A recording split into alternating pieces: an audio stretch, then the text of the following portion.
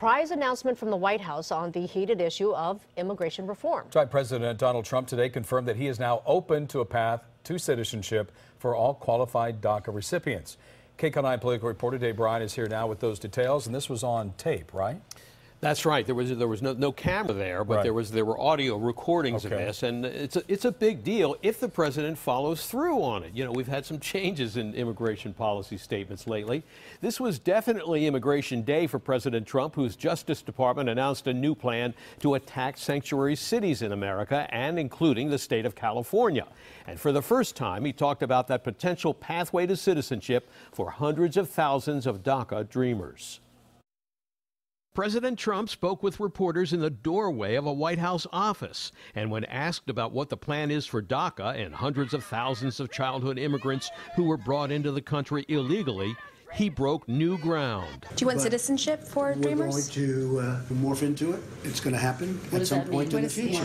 Over a period of 10 to 12 years, somebody does a great job. I think it's a nice thing to have the incentive of, after a period of years, being able to become a citizen. But Senator Bernie Sanders says the president often doesn't follow through on his words with action. I think most Americans know the president says one thing today, another thing tomorrow, depending on who got to him last. Sadly, the president lies a whole lot of times. And the idea that they could lose the legal status that Trump took away from them and face deportation would be an incredible moral stain on this country. The president's statement came just hours after he told a meeting with mayors from around the country that the Justice Department is tightening the screws on sanctuary cities. The Department of Justice today has announced a critical legal step to hold accountable sanctuary cities that violate federal law and free criminal aliens back into our communities. We can't have that. The latest federal attack against 23 sanctuary jurisdictions, including L.A., San Francisco, Sacramento County, and the state of California, is a demand that they provide records proving they're cooperating with immigration enforcement agencies by sharing information with the feds on the immigration status of everyone in their custody. If not, the Justice Department is threatening to issue subpoenas and possibly cut off some federal grants. The president launched into a full-blown attack on sanctuary cities and undocumented immigrants. Sanctuary cities are the best friend of gangs and cartels like MS-13. You know that. The result in the death rate around sanctuary cities in and around for innocent Americans is unacceptable.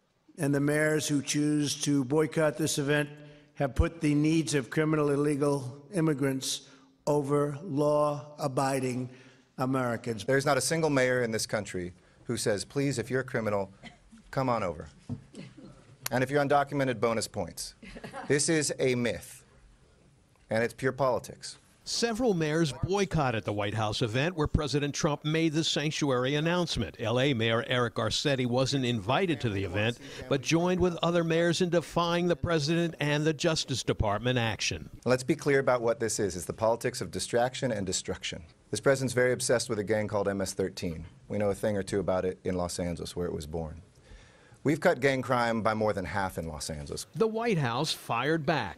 We would love to be able to work with these mayors, particularly on issues like infrastructure and other things, but we cannot allow people to pick and choose what laws they want to follow. If we have a country with no laws, then nothing matters. New Orleans Mayor Mitch Landrieu, the president of the U.S. Conference of Mayors, even charged the president and his Justice Department has raised the level of hostility toward immigrants and mayors to shocking levels. And other mayors agree. And in some instances, it's either been intimated by Mr. Holman and/or the Attorney General that they should put the mayors of America in jail for following the Constitution of the United States. If I have to go to jail to illustrate how un-American, how against our Constitution this administration's threats are, I would be proud as an American and as an Oaklander to do that. Now, the Trump administration is expected to roll out details next Monday about a possible bipartisan compromise plan on immigration reform. Then the following day, next Tuesday, the president will deliver the State of the Union address, which will likely include discussion of immigration issues. In the meantime, the clock is running. The DACA program is scheduled to end on March 5th. Lena, back to you.